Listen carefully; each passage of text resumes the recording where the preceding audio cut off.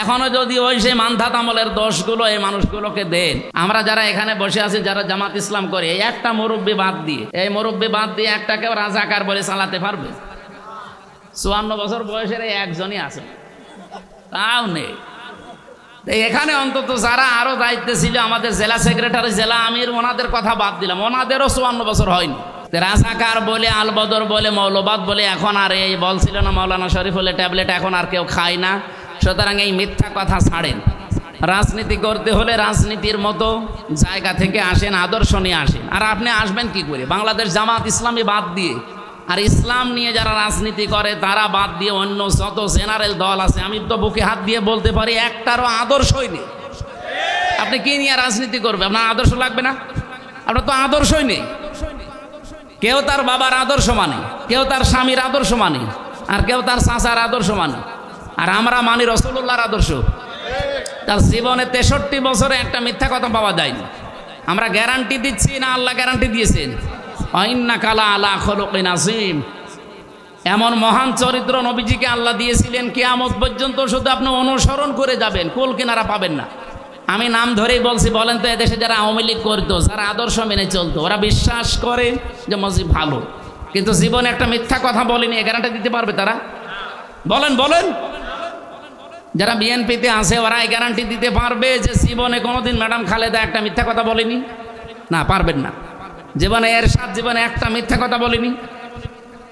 ও তো সকালে এক কথা বিকালে এক কথা। জীবনে আমি এক কথা 2 বার শুনিনি। সকালে একটা বললে বিকালে সেটা পাল্টিয়ে ফেলতে। তো এই জীবন তাদের, আপনি তাদের পেছনে ঘুরে ছোট্ট এই জীবনটা নষ্ট করবেন কোন কারণে? আমরা যেহেতু সব কিছু দেখছি, একটা জোয়ার চলতেছে সারা বাংলাদেশের সব জায়গায়। এই 300-র ভেতরে মাত্র 151 জন যদি এবার কোরআন বুকে নিয়ে সত্যি যেতে পারে না, কিয়ামতের আগে এই দেশ থেকে কোরআনের হাত থেকে কেউ আর ছিনিয়ে নিতে পারবে না ইনশাআল্লাহ। এই জন্য অনেক জালেমরা, বাতিলরা এরা বুঝে ফেলেছে, ফেলে এখন উল্টা পাল্টা দোষ দিতে চায়, বলে এরা মওদুদির মুরিদ, এমনকি মওদুদির উম্মত বলে আমাদের। মওদুদি কি আমরা কি নেতা মানি? তার আদর্শ মানি? তার কাছ থেকে একটা বিষয় আমরা নিয়েছি, তিনি গণতান্ত্রিকভাবে এই ভোটের মাধ্যমে ক্ষমতায় যে রাজনীতির মাধ্যমে ইসলামকে প্রতিষ্ঠা করার একটা থিওরি দিয়েছেন। এরকম হাজার হাজার থিওরি তার আছে, এই একটা থিওরি শুধু আমরা মানি, বাকি তাকে ফেকার ইমাম মানি না, তাকে আমরা ইমামও মানি না, মাযহাবের ইমামও মানি না। আমাদের মাযহাবের ইমামকে ইমাম আবু হানিফা, ফেকার ইমাম আমাদের আলাদা একজন আছে। কোনো কিছুই আমরা মানি না। আর আপনারা সব মানেন, তারপরেও মানুষের চোরের মারে কি বলে না, বড় গলা, ওই রকম চালাচ্ছে এখন মানুষ। এখান থেকে এখন আর আগস্টের 5 তারিখের আগে নেই, এখন মানুষ সব বুঝে ফেলেছে। সব ধান্দাবাজি বাদ দেন, আদর্শ নিয়ে আসেন রাজনীতির ময়দানে, তাহলে টিকে থাকতে পারবেন, তাছাড়া টিকবেন না। আওয়ামী লীগের মতো এত বড় দল যদি না টিকতে পারে, আর কে টিকতে পারবে? ইসলামের সামনে সব খড়কোটার মতো, ধলিকণার মতো উড়ে যাবে ইনশাআল্লাহ। যেহেতু আমরা এখানে অন্তত যেই কয়েকজন আছি, আমাদের নামাজ যেমন, আমাদের জীবনও তেমন, আমাদের কোরবানি মানে এই যে এখন সময় দিচ্ছেন, এটা একটা কোরবানি। শুধু পশু কোরবানি না, এখানে যে 2 ঘন্টা সময় দিলেন এটাও কোরবানি। বাংলাদেশ জামাত ইসলামীতে যারা আছে তারা যে আল্লাহর জন্য করে, এই 1 বছর 1 মাসে এটা অলরেডি প্রমাণ হয়ে গেছে। আপনি দেখেন, উনি এই জেলা আমির একজন, উনি একটা কলেজের অধ্যাপক। উনি যদি এই ঝঞ্ঝা বিক্ষুব্ধ রাস্তায় না এসে শুধু কলেজ নিয়ে আর ব্যবসা নিয়ে পড়ে থাকতেন, আরামে দিন কাটাতে পারতেন। আমার গ্রামের বাড়ি হালসা, পাঠিকা বাড়ি ইউনিয়ন। আমার বাবা, আমি একা, আমার বাবার যা আছে, আমার নিজের যা আছে, আর আমি আকিজ গ্রুপের খতিব। এই হিসাবে বলেন তো, এই ঝামেলাপূর্ণ রাস্তায় আজকেও একজন গালি দিচ্ছিল, যে মানে গালি তো আর এটাই বলা যাচ্ছে না, সে বাংলায় বলছে যে ওর এই রাস্তায় আসার দরকার কি, ও অবিখা ওয়াজ করে খাবে। তা আমি তো ওয়াজ করে খেলেই চলতো। সরকারে একটা বাজেট আছে না, তার নাম কি কাবিখা, আর আমি করতাম অবিখা ওয়াজ করে খা। আমি ওইটাই করে খেতে পারতাম। কোরআন হাদিস বুঝে দেখছি যে জমিনে যদি দিন কায়েমই না হয়, তা আমি 100 বছর বেঁচে থেকে আমার লাভ কি? বলেন, 100 বছর বেঁচে থাকলাম, আমি সন্তান 3টা জন্মিয়ে দিয়েছি, আরও 3টা জন্মালাম, বউ একটা আছে, আরও 3টা করলাম। আমি 100 বছর 200 বছর হায়াত পেলাম, মরে গেলাম, জমিনে দিন কায়েম হইল না, তা আমার জীবনের লাভ কি? খালি খাওয়া দাওয়া, সন্তান জন্মানো, পায়খানা, এই শেষ। এই উদ্দেশ্যে পাঠিয়েছিল আল্লাহ আমারে। আল্লাহর উদ্দেশ্য ছিল ইন্নী জাইলুন ফিল আরদি খলিফা, জমিনে আমি খলিফা পাঠাবো। খলিফার কাজ কি? এই যে বলদা মোড়ে যারা জামা কাপড় সেলাই করছে এরা কি খলিফা? চুল কেটে দেয় 6 রাস্তার মোড়ে, ওদের নামও নাকি খলিফা। আজকে ভিক্ষা করতে এসেছিল ও খলিফা। অথচ খলিফার দায়িত্ব কি? আমি এখান থেকে আমার গ্রামের বাড়ি হালসাতে একজনকে পাঠালাম, আমি যেতে পারছি না, একজনকে পাঠালাম, আমার প্রতিনিধি হয়েছে, লোকটা গেছে। তার সাথে যদি যার কাছে পাঠিয়েছি ও ভালো ব্যবহার করে, আমার সাথে ভালো ব্যবহার করার নামান্তর না? আর ওরে পেয়ে আচ্ছা করে পিটিয়েছে, ওই পিটানো কি ওর উপরে না আমার উপরে? খলিফার দায়িত্ব আল্লাহ নিজের। আল্লাহ নিজে এসে বাড়িতে বাড়িতে ঘরে ঘরে মানুষকে আল্লাহর দ্বীনের কথা আল্লাহ নিজে বলতেন। যেহেতু এটা আল্লাহর সাজে না, এটা আল্লাহর দ্বারা মানায় না, এই জন্যে আল্লাহ দায়িত্ব দিয়েছেন আমাদের। তা আপনি আল্লাহর খলিফা, আল্লাহর দায়িত্ব পালন করবেন, এটা কত বড় দায়িত্ব আপনি টের পাচ্ছেন? ফেরেশতারা পর্যন্ত বাধা দিয়েছিল। ক্বালু আতাজআলু ফিহা মা ইফসিদু ফিহা ওয়া ইয়াসফিকু দিমা ওয়া নাহনু নুসাব্বিহু বিহামদিকা ওয়া নুকদ্দিসু লাক ক্বালা ইন্নী আ'লামু মা লা তা'লামুন। ওরা বিভিন্ন কথা বলতে বলতে বলেছিল যে তাসবিহ তাহলিল দরকার হলে আমরা আরো বেশি বেশি জিকির করব, আরো বেশি তাসবিহ করব। সুতরাং বাংলাদেশে আজ যারা জিকির আজকার করে মসজিদের কোনায় বসে মনে করেন আমার দায়িত্ব শেষ, না, এটা ফেরেশতারাও করতে পারত। আপনার দায়িত্ব শুধু মসজিদে না, মাদ্রাসায় না, খানকায় না, আপনার দায়িত্ব জমিনে। কোন জায়গায়? এই জমিনে আজ আমরা 54 বছর অ্যাক্টিভ ভাবে কাজ করতে পারি না। এই জন্য জালেমরা চাষ করে যাচ্ছে 180 মাইল বেগে। ওরা সুদের চাষ করেছে এই জমিনে, ওরা ঘোষের চাষ করেছে, ওরা খাদ্যের ভেতরে ভেজাল দেওয়ার চাষ করেছে। আমরা এবার যেহেতু মানুষ জেগেছে, আপনারা শুধু এ জেলায় আছেন আর আমরা সারা বাংলাদেশ সহ বিশ্বের বিভিন্ন দেশে যাচ্ছি। সারা বিশ্বের যেখানে মুসলমান আছে এখন একটা রব উঠে পড়েছে যে 54 বছর অলরেডি বিভিন্ন জিনিস দেখেছি, এবার আমরা কোরআন দেখতে চাই। কোরআনের আংশিক আমি দেখে এসেছি সৌদি আরবে, 100% সেখানে কোরআন চলে না। যতটুকু চলে তাই যে শান্তি। রাত 2টা 2:30টার সময় মসজিদে নববী থেকে 1 কিলো দূরে থাকতাম আমি, ম্যাডামকে নিয়ে আমি তাহাজ্জুদ পড়তে চলে যাচ্ছি, কোনো ভয় নেই, কোনো ভয়, কোনো চিন্তা মনের ভেতরে নেই। একটাই ভয় যে আল্লাহ তুমি আমাকে মাফ করে দিও, এতটুকু ভয় আছে। কাবা শরীফ থেকেও প্রায় 1 কিলোমিটার দূরে থাকতাম। এই রাত 2টা 2:30টার সময় না গেলে জায়গা পাওয়া যায় না তাহাজ্জুদ পড়ার জন্য। তাহাজ্জুদের আবার আজান হয় 3টার সময়। তো এই যে যাচ্ছি পাহাড়ি এলাকা মিলে, কোনো ভয় মনের ভেতরে নেই, একটা ভয় শুধু আল্লাহর ভয়। তো এরকম একটা পরিবেশ বাংলাদেশে আমরা দেখতে চাই না? এটা তো ফেরেশতারা করে দেবে নাকি? আল্লাহ ইন্নাল্লাহ আশতারা মিনাল মুমিনিনা, আমি কিনে নিলাম মুমিনদের কাছ থেকে আমওয়ালাহুম ওয়া আনফুসাহুম, জান আর মাল। তো বিনিময়ে তাকে আমি কিছু দেব না? বিআন্না লাহুমুল জান্নাত, তাকে আমি জান্নাত দিয়ে দেব।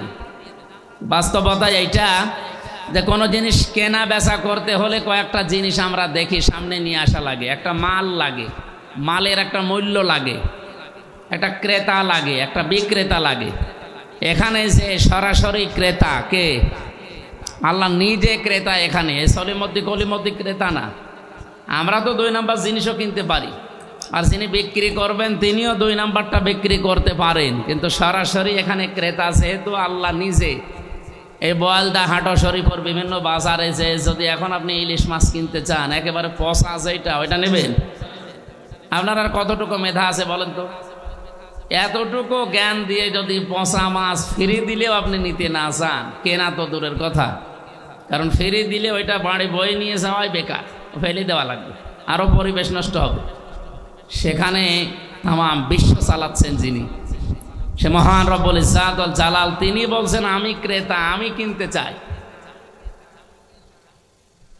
তাহলে আমরা যদি 2 নাম্বারই পচা অবৈধ এরকম নাপাক কোনো কিছু কিনতে না চায়, আল্লাহ কি এরকম যে নাপাক কাঁচা পচা সব জিনিস উনি কিনে ফেলবেন?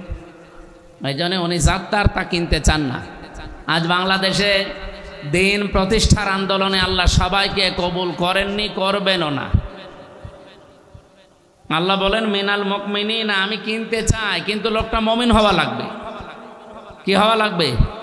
ওয়ালা তাহিনু ওয়ালা তাহজানু ওয়া আনতুমুল আ'লাউনা ইন কুনতুম মুমিনিন। কোনো ভয় নেই, কোনো চিন্তা নেই আপনাদের।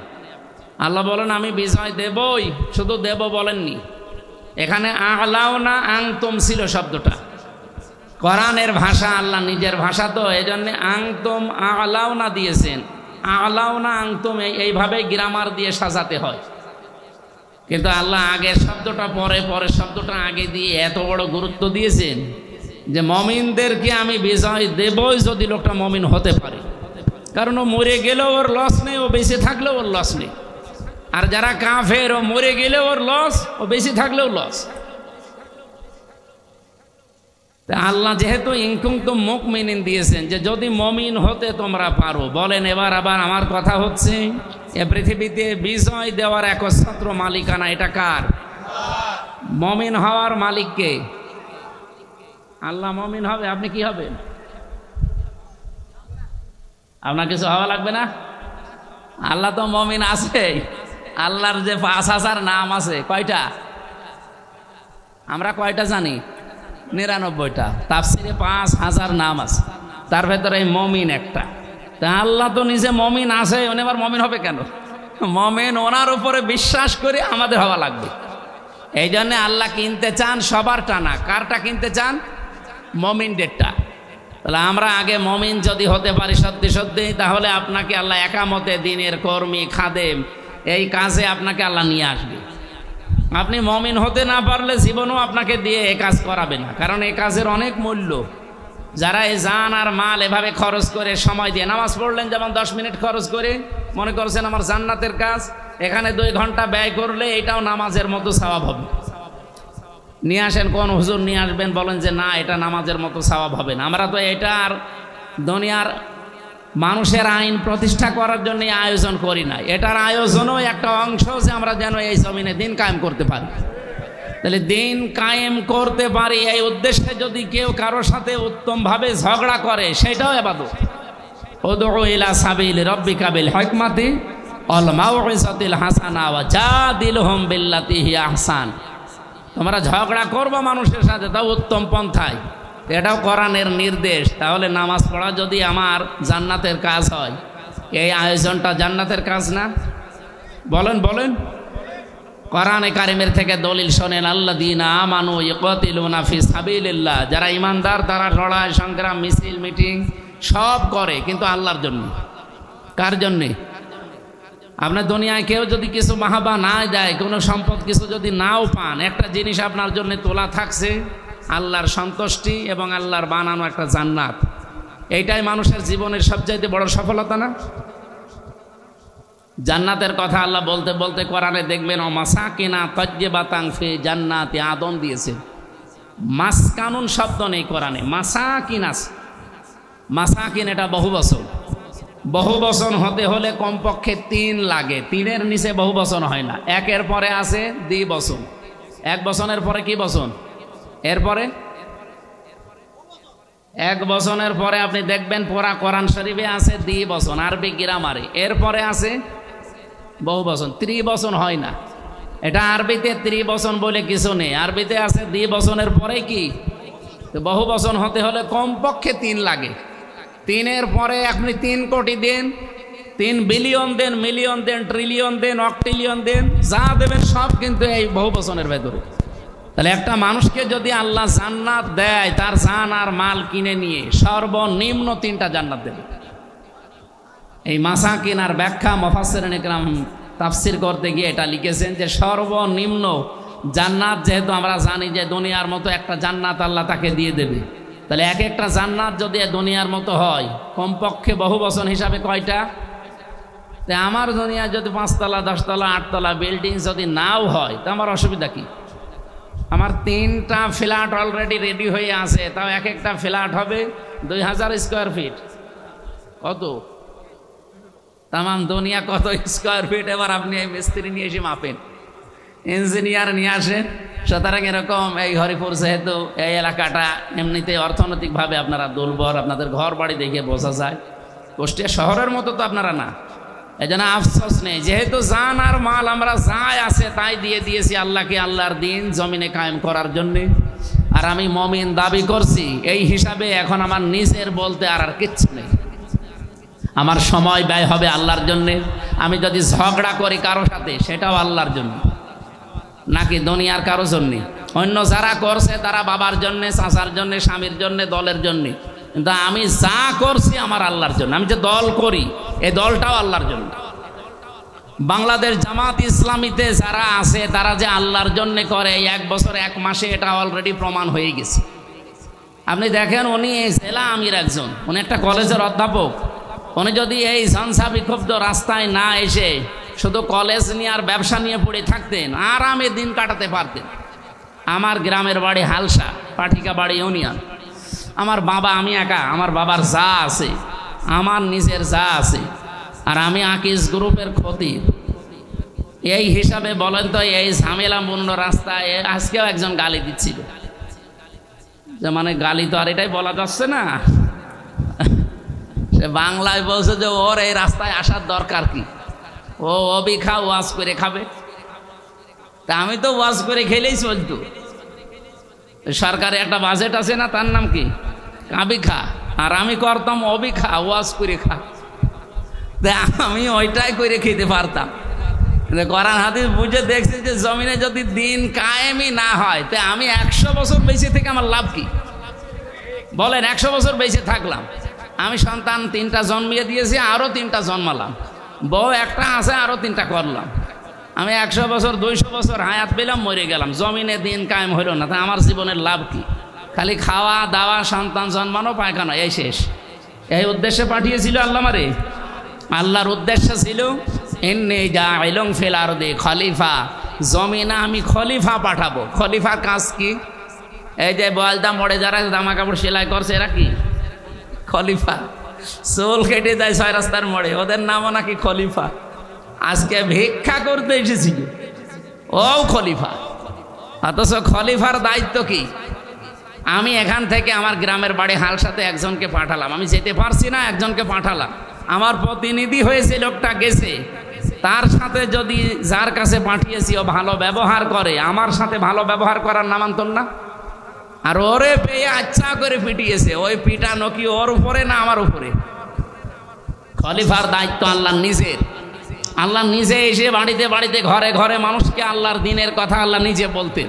যেহেতু এটা আল্লাহর সাজে না, এটা আল্লাহর দ্বারা মানায় না, এই জন্যে আল্লাহ দায়িত্ব দিয়েছেন আমাদের। তা আপনি আল্লাহর খলিফা, আল্লাহর দায়িত্ব পালন করবেন, এটা কত বড় দায়িত্ব আপনি টের পাচ্ছেন? ফেরেশতারা পর্যন্ত বাধা দিয়েছিল। ক্বালু আতাজআলু ফিহা মা ইফসিদু ফিহা ওয়া ইয়াসফিকু দিমা ওয়া নাহনু নুসাব্বিহু বিহামদিকা ওয়া নুকদ্দিসু লাক ক্বালা ইন্নী আ'লামু মা লা তা'লামুন। ওরা বিভিন্ন কথা বলতে বলতে বলেছিল যে তাসবিহ তাহলিল দরকার হলে আমরা আরো বেশি বেশি জিকির করব, আরো বেশি তাসবিহ করব। সুতরাং বাংলাদেশে আজ যারা জিকির আজকার করে মসজিদের কোনায় বসে মনে করেন আমার দায়িত্ব শেষ, না, এটা ফেরেশতারাও করতে পারত। আপনার দায়িত্ব শুধু মসজিদে না, মাদ্রাসায় না, খানকায় না, আপনার দায়িত্ব জমিনে। কোন জায়গায়? এই জমিনে আজ আমরা 54 বছর অ্যাক্টিভ ভাবে কাজ করতে পারি না। এই জন্য জালেমরা চাষ করে যাচ্ছে 180 মাইল বেগে। ওরা সুদের চাষ করেছে এই জমিনে, ওরা ঘোষের চাষ করেছে, ওরা খাদ্যের ভেতরে ভেজাল দেওয়ার চাষ করেছে। আমরা এবার যেহেতু মানুষ জেগেছে, আপনারা শুধু এ জেলায় আছেন আর আমরা সারা বাংলাদেশ সহ বিশ্বের বিভিন্ন দেশে যাচ্ছি। সারা বিশ্বের যেখানে মুসলমান আছে এখন একটা রব উঠে পড়েছে যে 54 বছর অলরেডি বিভিন্ন জিনিস দেখেছি, এবার আমরা কোরআন দেখতে চাই। কোরআনের আংশিক আমি দেখে এসেছি সৌদি আরবে, 100 সেখানে কোরআন চলে না, যতটুকু চলে তাই যে শান্তি। রাত 2টা-2:30টার সময় মসজিদে নববী থেকে 1 কিলো দূরে থাকতাম আমি, ম্যাডামকে নিয়ে আমি তাহাজ্জুদ পড়তে চলে যাচ্ছি, কোনো ভয় নেই, কোনো ভয়, কোনো চিন্তা মনের ভেতরে নেই। একটাই ভয় যে আল্লাহ তুমি আমাকে মাফ করে দিও, এতটুকু ভয় আছে। কাবা শরীফ থেকেও প্রায় 1 কিলোমিটার দূরে থাকতাম। এই রাত 2টা-2:30টার সময় না গেলে জায়গা পাওয়া যায় না তাহাজ্জুদ পড়ার জন্য। তাহাজ্জুদের আবার আজান হয় 3টার সময়। তো এই যে যাচ্ছি পাহাড়ি এলাকা মিলে, কোনো ভয় মনের ভেতরে নেই, একটা ভয় শুধু আল্লাহর ভয়। তো এরকম একটা পরিবেশ বাংলাদেশে আমরা দেখতে চাই না? এটা তো ফেরেশতারা করে দেবে নাকি? তো এখনো যদি আমরা অ্যাক্টিভ না হই, এখনো যদি ওই সেই মানধাত আমলের দোষগুলো এই মানুষগুলোকে দেন, আমরা যারা এখানে বসে আছি, যারা জামাত ইসলাম করে, এই একটা মুরব্বী বাদ দিয়ে এই মুরব্বী বাদ দিয়ে একটাকেও রাজাকার বলে চালাতে পারবে? 54 বছর বয়সের এই একজনই আছে, তাও নেই। এখানে অন্তত যারা আরো দায়িত্বে ছিল, আমাদের জেলা সেক্রেটারি, জেলা আমির, ওনাদের কথা বাদ দিলাম, ওনাদেরও 54 বছর হয়নি। রাজাকার বলে, আলবদর বলে, মৌলবাদ বলে এখন আর এই বলছিল না মৌলানা শরীফুলের ট্যাবলেট এখন আর কেউ খায় না। সুতরাং এই মিথ্যা কথা ছাড়েন। রাজনীতি করতে হলে রাজনীতির মতো জায়গা থেকে আসেন, আদর্শ নিয়ে আসেন। আর আপনি আসবেন কি করে? বাংলাদেশ জামাত ইসলামী বাদ দিয়ে আর ইসলাম নিয়ে যারা রাজনীতি করে তারা বাদ দিয়ে অন্য যত জেনারেল দল আছে, আমি তো বুকে হাত দিয়ে বলতে পারি একটারও আদর্শই নেই। আপনি কি নিয়ে রাজনীতি করবে? আপনার আদর্শ লাগবে না? আপনার তো আদর্শই নেই। কেউ তার বাবার আদর্শ মানে, কেউ তার স্বামীর আদর্শ মানে, আর কেউ তার চাচার আদর্শ মানে। আর আমরা মানি রাসূলুল্লাহর আদর্শ। তার জীবনে 63 বছরে একটা মিথ্যা কথা পাওয়া যায়নি। আমরা গ্যারান্টি দিচ্ছি না, আল্লাহ গ্যারান্টি দিয়েছেন, ইন্নাকা লাআলা খুলুকিন আযীম। এমন মহান চরিত্র নবীজিকে আল্লাহ দিয়েছিলেন, কিয়ামত পর্যন্ত শুধু আপনি অনুসরণ করে যাবেন, কুল কিনারা পাবেন না। আমি নাম ধরেই বলছি, বলেন তো এদেশে যারা আওয়ামী লীগ করতো, যারা আদর্শ মেনে চলতো, ওরা বিশ্বাস করে যে মসজিদ ভালো, কিন্তু জীবনে একটা মিথ্যা কথা বলেনি, এ গ্যারান্টি দিতে পারবে তারা? বলেন বলেন। যারা বিএনপিতে আছে ওরা এই গ্যারান্টি দিতে পারবে যে জীবনে কোনোদিন ম্যাডাম খালেদা একটা মিথ্যা কথা বলেনি? না, পারবেন না। জীবনে এরশাদ জীবনে একটা মিথ্যা কথা বলেনি। ও তো সকালে এক কথা, বিকালে এক কথা। জীবনে আমি এক কথা 2 বার শুনিনি। সকালে একটা বললে বিকালে সেটা পাল্টিয়ে ফেলতে। তো এই জীবন তাদের, আপনি তাদের পেছনে ঘুরে ছোট্ট এই জীবনটা নষ্ট করবেন কোন কারণে? আমরা যেহেতু সবকিছু দেখছি, একটা জোয়ার চলতেছে সারা বাংলাদেশের সব জায়গায়। এই 300-র ভেতরে মাত্র 151 জন যদি এবার কোরআন বুকে নিয়ে সত্যি যেতে পারে না, কিয়ামতের আগে এই দেশ থেকে কোরআনের হাত থেকে কেউ আর ছিনিয়ে নিতে পারবে না ইনশাআল্লাহ। এই জন্য অনেক জালেমরা, বাতিলরা এরা বুঝে ফেলে এখন উল্টা পাল্টা দোষ দিতে চায়, বলে এরা মওদুদির মুরিদ, এমনকি মওদুদির উম্মত বলে আমাদের। মওদুদিকে আমরা কি নেতা মানি? তার আদর্শ মানি? তার কাছ থেকে একটা বিষয় আমরা নিয়েছি, তিনি গণতান্ত্রিকভাবে এই ভোটের মাধ্যমে ক্ষমতায় যে রাজনীতির মাধ্যমে ইসলামকে প্রতিষ্ঠা করার একটা থিওরি দিয়েছেন। এরকম হাজার হাজার থিওরি তার আছে, এই একটা থিওরি শুধু আমরা মানি, বাকি তাকে ফেকার ইমাম মানি না, তাকে আমরা ইমামও মানি না, মাযহাবের ইমামও মানি না। আমাদের মাযহাবের ইমামকে ইমাম আবু হানিফা, ফেকার ইমাম আমাদের আলাদা একজন আছে। কোনো কিছুই আমরা মানি না। আর আপনারা সব মানেন, তারপরেও মানুষের চোরের মারে কি বলে না, বড় গলা, ওইরকম চালাচ্ছে এখন মানুষ। এখান থেকে এখন আর আগস্টের 5 তারিখের আগে নেই, এখন মানুষ সব বুঝে ফেলেছে। সব ধান্দাবাজি বাদ দেন, আদর্শ নিয়ে আসেন রাজনীতির ময়দানে, তাহলে টিকে থাকতে পারবেন, তাছাড়া টিকবেন না। আওয়ামী লীগের মতো এত বড় দল যদি না টিকতে পারে, আর কে টিকতে পারবে? ইসলামের সামনে সব খড়কোটার মতো, ধলিকণার মতো উড়ে যাবে ইনশাআল্লাহ। যেহেতু আমরা এখানে অন্তত যেই কয়েকজন আছি, আমাদের নামাজ যেমন, আমাদের জীবনও তেমন, আমাদের কোরবানি মানে এই যে এখন সময় দিচ্ছেন, এটা একটা কোরবানি। শুধু পশু কোরবানি না, এখানে যে 2 ঘন্টার সময় দিলেন এটাও কোরবানি। সুতরাং আমার নামাজ, আমার কোরবানি, আমার হজ, যাকাত, আমার বেঁচে আছি, আমি মরে যাব, সব কার জন্য দিয়ে দিয়েছি? আল্লাহ এই দিয়ে দেওয়াটা যেন জান্নাতের জন্য কবুল করেন, তার সন্তুষ্টির জন্য। আজকের এই আয়োজনে যারা উপস্থিত হয়েছেন সবাইকে ধন্যবাদ জানাচ্ছি, এবং আগামীতে কোরআনের ময়দানে দেখা হবে ইনশাআল্লাহ। আজকে অনুষ্ঠান আর একটা না থাকলে আমরা আরও সময় দিতাম। সম্মানিত মা বোনেরা যারা এসেছেন, আপনাদেরকে আমরা ওয়েলকাম জানাচ্ছি, দিনের পথে টিকে থাকবেন। আমাদের জেলা সেক্রেটারি 2 জন, একজন ওলামা বিভাগের, একজন জেলা জামাতের, 2 জনে একটু কিছু কিছু কথা বলবেন। আপনারা অন্তত কিছু সময় বসেন, আমার কাজ না থাকলে আমিও থাকতাম। আসসালামু আলাইকুম।